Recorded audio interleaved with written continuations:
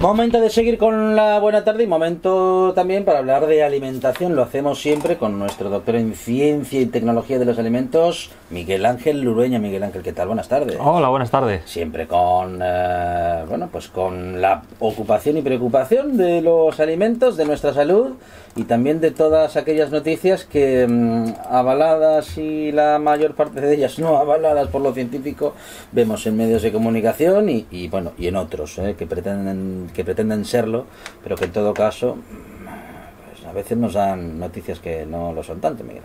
Sí, a menudo nos dan noticias que no lo son tanto. Al final del programa veremos una de ellas, pero hoy venimos a hablar de algo un poco más divertido, algo un poco más sorprendente, digamos. Dos noticias, dos cuestiones sobre las que se han venido hablando esta semana. Ajá.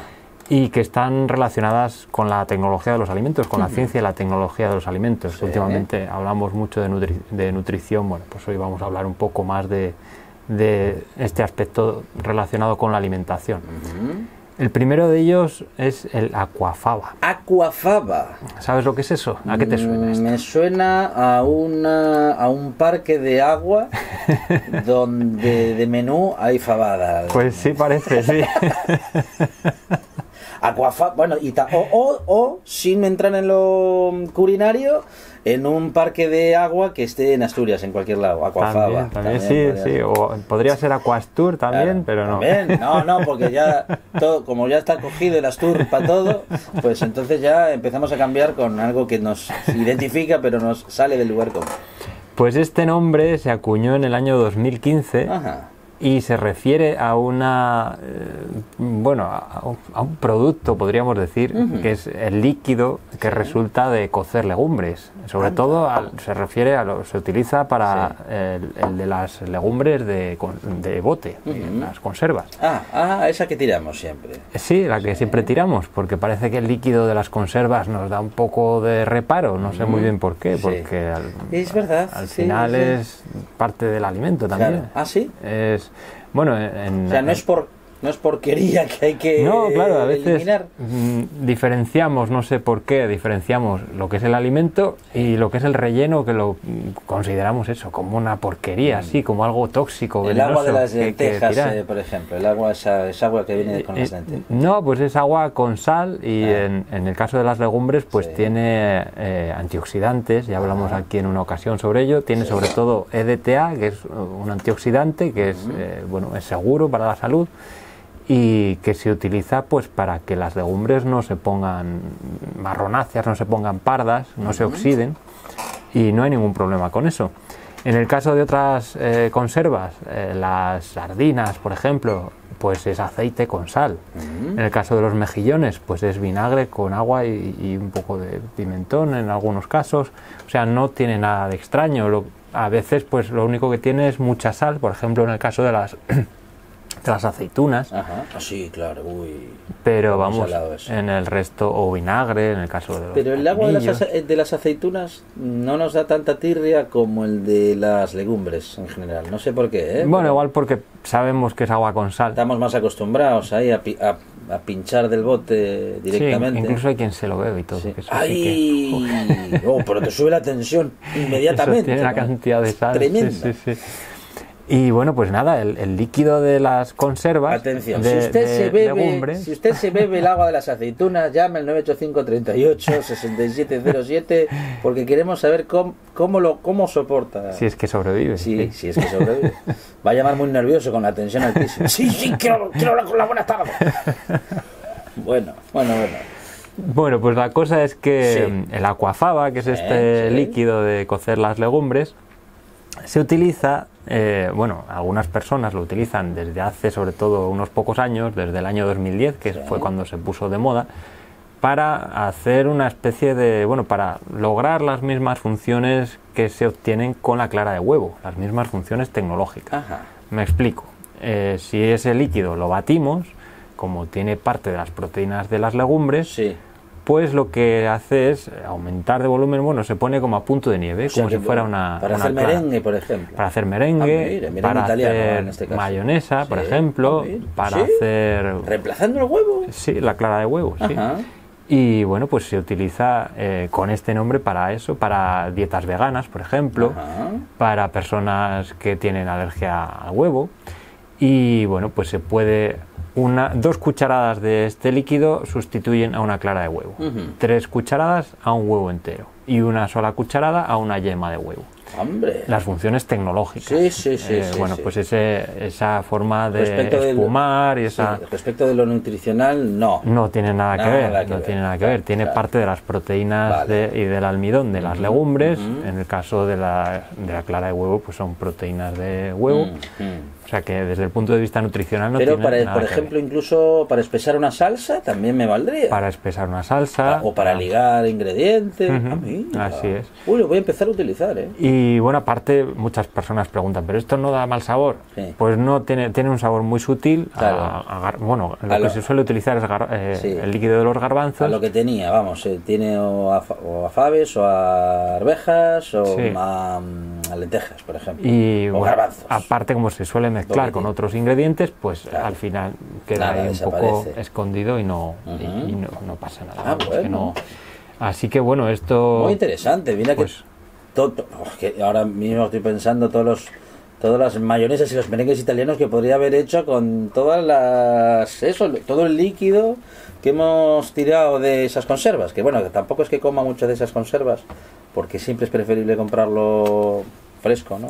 Si lo hacemos fresco, que es mucho más barato, más sostenible, porque no utilizamos envases, no tenemos que desechar envases, pues lo que ocurre es que la cantidad de proteínas, la proporción es menor en el agua de cocción. Claro. Entonces lo que tenemos que hacer es cocer ese agua durante más tiempo para que se evapore y se reduzca el caldo y al final pues quede la misma proporción de proteínas que con el agua, la misma relación que queda en las conservas. Por ejemplo, voy a hacer unos garbanzos, pongo la medida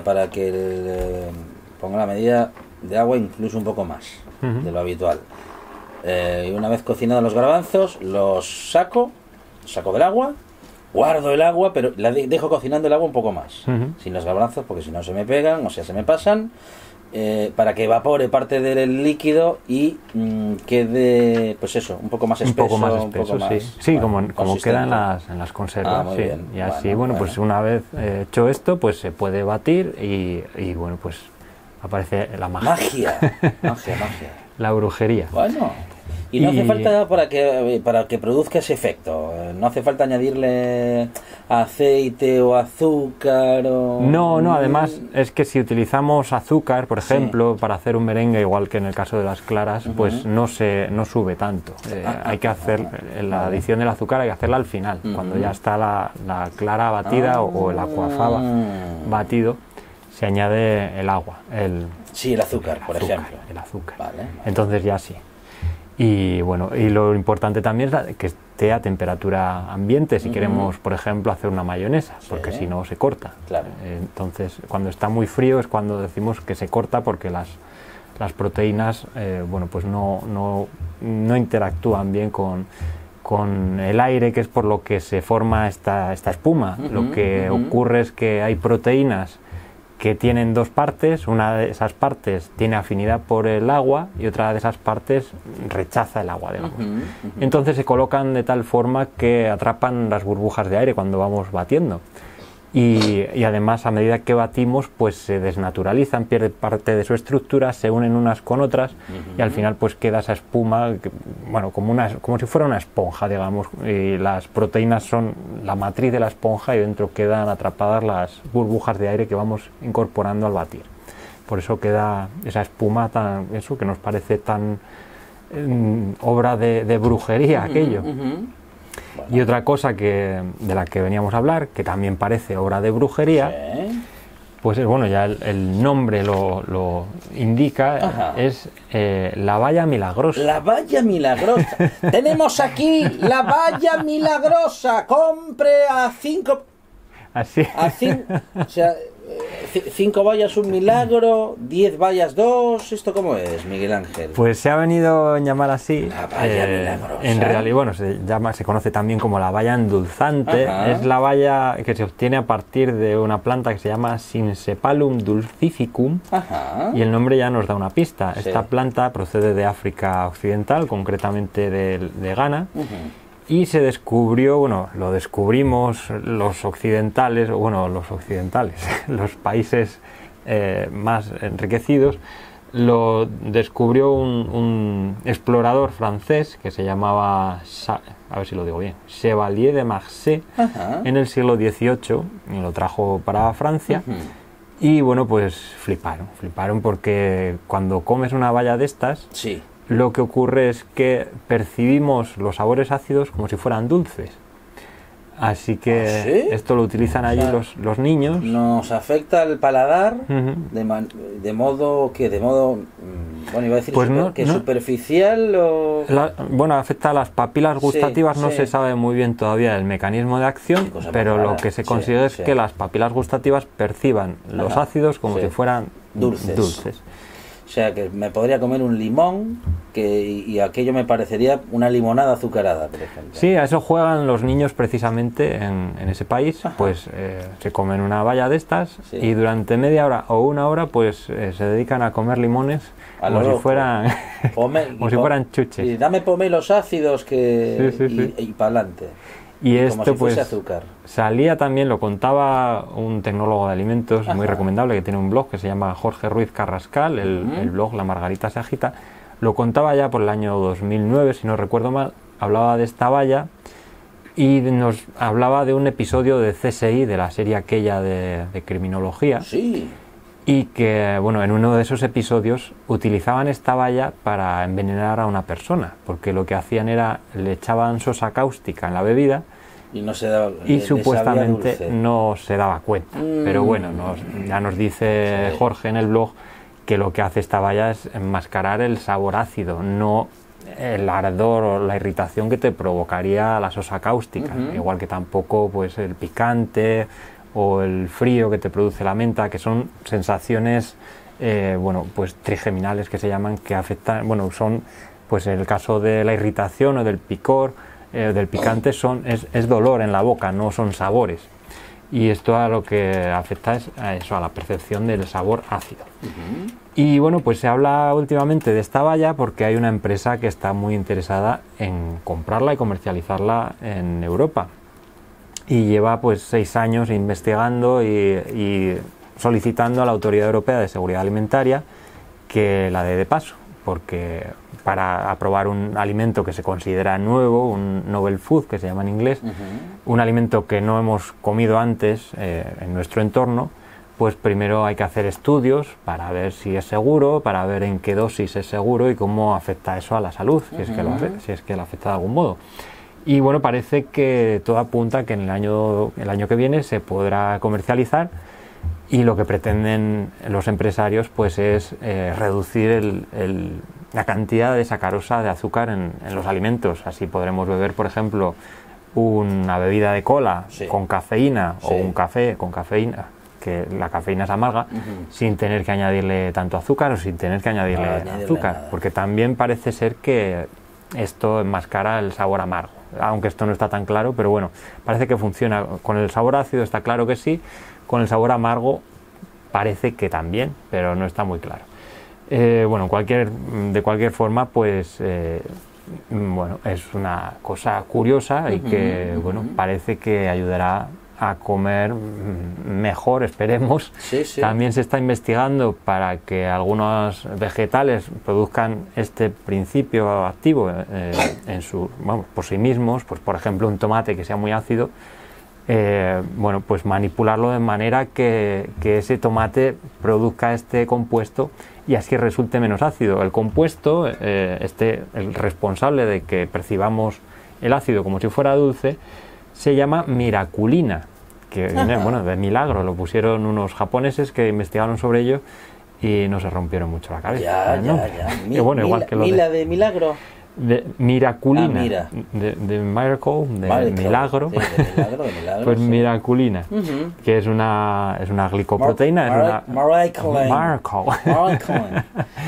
es una proteína unida a un glúcido, bueno, y bueno, pues hace estas maravillas tan curiosas. Así que bueno, esta es la segunda noticia que decía que era curiosa. Más que milagrosa, es una valla, en fin, que nos modifica la percepción respecto de algunos sabores. Bueno, realmente sorprendente, ¿eh? A ver si pueden aprovecharla justamente para que podamos comer menos azúcar, aunque, bueno, menos azúcar, menos dulces, que no nos aportan, bueno, que no nos aportan nada, Miguel Ángel. Bueno, nada positivo en cualquier caso. Bueno, el placer de comerlos. Respecto de la salud. Porque sí, claro. Y bueno, pues la cosa lo de siempre, que abusamos mucho de ello. Y parte de la culpa la tiene el despiste que tenemos, siempre lo decimos. Y bueno, pues nos llega información que, bueno, pues nos despista mucho, nos desorienta. Y parte de ella viene precisamente de autoridades sanitarias relacionadas con la alimentación, que es lo más gordo.